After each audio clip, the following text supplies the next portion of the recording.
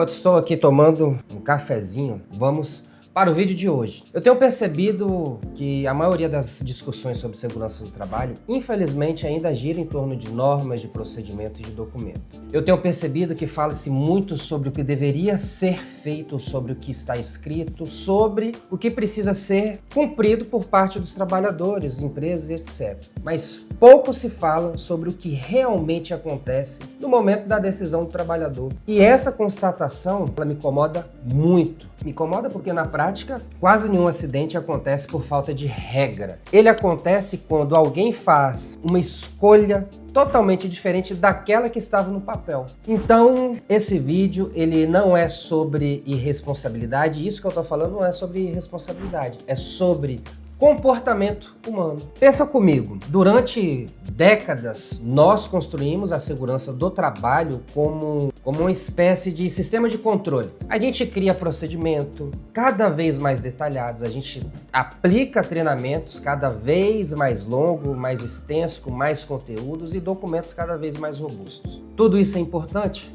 Óbvio que é importante, muito importante, mas em algum momento as pessoas esquecem para olhar para o ponto mais crítico de todo esse sistema, a mente de quem está ali executando a atividade, a tarefa no dia a dia. Porque entre o procedimento e a ação existe um espaço que quase ninguém vê. E é ali que o risco nasce ou ele morre. E o que eu aprendi ao longo desses 18 anos, observando acidentes de perto e durante as várias investigações das quais eu participei, eu aprendi que quando o acidente acontece, quase sempre existe um padrão por trás, algo que foi seguido e acabou virando rotina. A pessoa sabia o que deveria ter sido feito? Na maioria das vezes, sim. Conhecia o risco? Também. Já tinha sido treinada? Também. Mas naquele instante específico, aquela pessoa decidiu agir de forma totalmente diferente. Às vezes pode ter sido por pressa, por excesso de confiança ou até mesmo por cansaço ou falta de sono no dia anterior. Às vezes porque sempre foi feito dessa forma e nunca deu problema. Então o acidente ele não nasce no impacto, ele nasce na decisão. E é exatamente aí que entra um conceito que é muito pouco explorado na nossa área de segurança do trabalho. Intencionalidade. Intencionalidade, ela não é seguir uma regra, é escolher com consciência, com convicção. Quando eu falo de intencionalidade, eu não estou falando de cumprir normas por medo de punição, de advertência de alguma coisa. Eu estou falando de agir com um propósito mesmo quando ninguém está ali observando, porque muito trabalhador trabalha de forma segura quando tem alguém observando. Então, intencionalidade é quando o comportamento seguro ele deixa de ser automático e passa a ser uma escolha totalmente consciente do trabalhador. É quando ele entende o porquê daquela ação e aí ele vai enxergar sentido nela. Não apenas obrigação, sabe? Segurança sem intencionalidade vai virar mais uma burocracia na nossa área. Agora, segurança com intencionalidade, obviamente ela vai virar um valor. O problema é que o nosso cérebro ele não gosta de pensar sob pressão. E aqui entra um ponto que muda completamente a forma como nós enxergamos a segurança do trabalho, nós enxergamos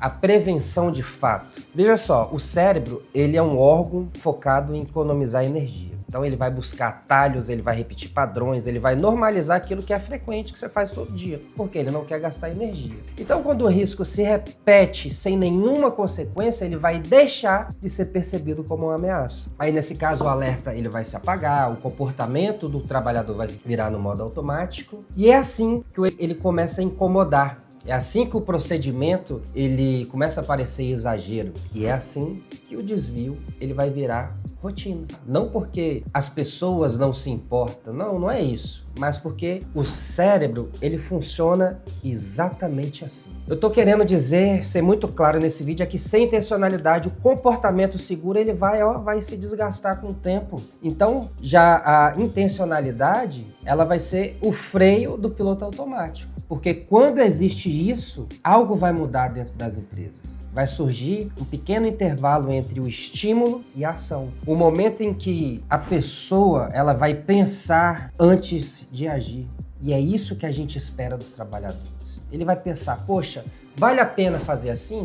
O que pode dar errado? Esse risco, será que esse risco está sob controle? Então esse intervalo, embora ele seja curto, ele é muito, muito poderoso, ele reduz muito os índices de acidentes. Ele vai interromper o piloto automático e vai devolver o controle da decisão para o indivíduo, que no caso é o trabalhador. É nesse ponto em que a prevenção vai, de fato, acontecer. E falando sobre cultura de segurança, que todo mundo fala, ela não se sustenta somente com controle. E eu tenho percebido que muitas empresas ainda tentam construir aquela cultura de segurança a partir do medo, sabe? Da fiscalização, da cobrança, da advertência, que seja. E o resultado é sempre previsível. Cumprimento superficial, desvio escondido, porque ninguém vai falar das coisas que acontecem e o risco ele vai ficar ali sendo mascarado. Uma cultura madura, forte, robusta, ela não vai perguntar apenas se o procedimento foi cumprido, se ele foi seguido. Ela quer entender por que a escolha foi feita daquela forma. Quando a empresa ela passa a valorizar boas decisões e não apenas números, o que ela vai fazer? Ela vai ensinar o cérebro coletivo dos trabalhadores a decidir melhor sob pressão. Então, nesse caso, a segurança ela vai deixar de ser algo imposto e vai passar a ser algo